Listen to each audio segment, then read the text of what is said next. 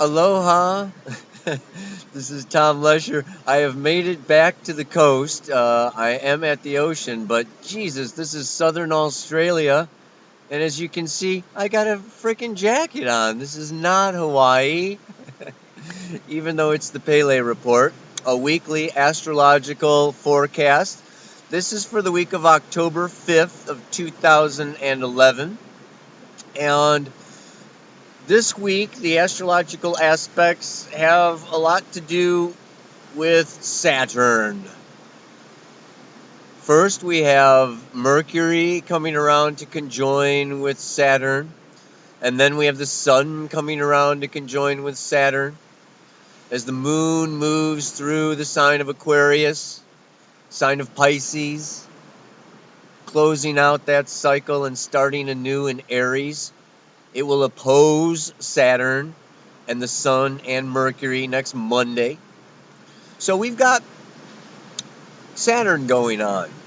So we need to talk about Saturn. We want to look at Saturn. And of course, Saturn is the lord of karma, of time and space, of this third dimensional reality. It has to do with concentration, commitment, keeping it together, holding it together. The job, the career, the duty, the responsibility. I mean, he's a big heavy, yeah? He goes around every 28, 29 years, and it has much to do with that 7-year itch, the 7-year change.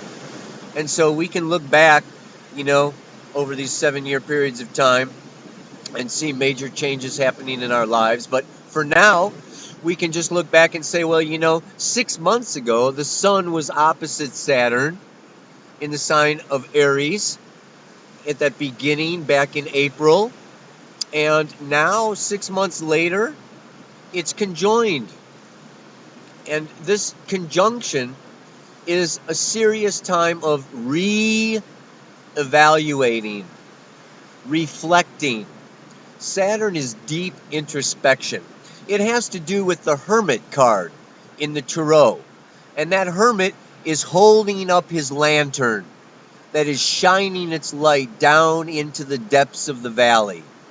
And this Hermit card, this Saturn card, is about deep inner reflection, about who we are, about where we want to go, about the agreements that we want to make with other people, particularly in this sign of Libra.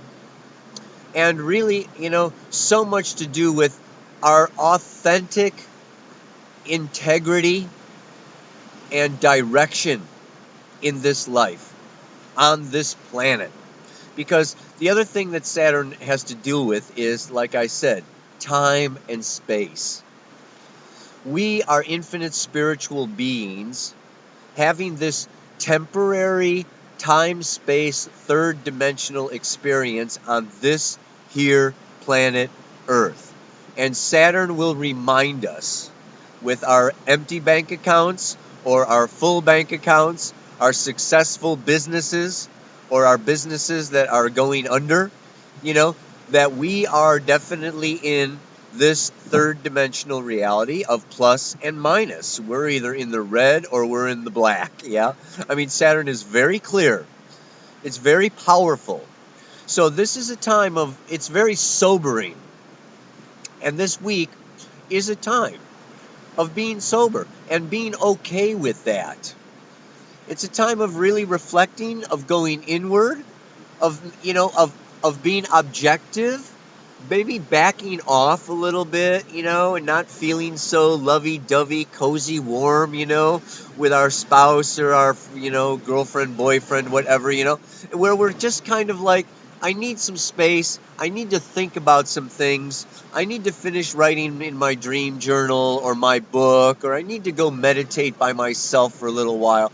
This is a very good time to come to clarity about the next 6 months, about where you want to go from here, about what you're really looking for at the bottom line of this relationship, of this business partnership, of what you've been doing these last 6 months. So it's a very good time.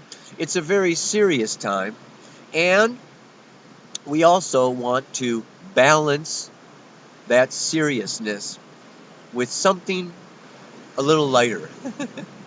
And what I mean by that is, I also associate Saturn with the devil card in the tarot. The devil card has to do with taking this physical time space reality as being all that there is and all that exists. And I want to encourage you, while it is serious, and while you are making commitments, decisions, writing new contracts or breaking old contracts, and it's a lot of duty and responsibility. Beyond all of that, there is a lightness of being. There is a spiritual dimension to our existence and to our soul. And that we always want to have in the back of our mind, in the back of our hearts, in the back of our space, whenever we're making these decisions. That it's not just all about the here and the now, and it's not just all about me, and it's not just all about financial or family security or, relationship security. It's about this evolving process of spiritual development. And as we make our decisions from that place of the witness, from that place of the observer, that really, is looking at the big picture and the long run of things, we won't get so depressed. I mean, it's all moving on, it's all passing. This too shall pass, So that leads me to the mantra for this week, right? I think the mantra for this week, should be that, you know, uh, easy come, easy go. No. It's not easy come, easy go. Sometimes it doesn't feel so easy, So we're going to make this week's mantra, and I could have thought of this beforehand, but it actually is, I set my course and go. How's that? I set my course and go. Saturn is about making decisions. It's about setting a goal, setting a course, and Libra is a cardinal sign. Yeah, it's initiating, it's beginning. So I encourage you. This is a big week for making, setting a course and going, making a decision that you're going to stick with, or a commitment that you're really going to stick by. I mean, you could propose to somebody. I mean, that's a Sun Saturn in Libra kind of a thing. You could get married or something.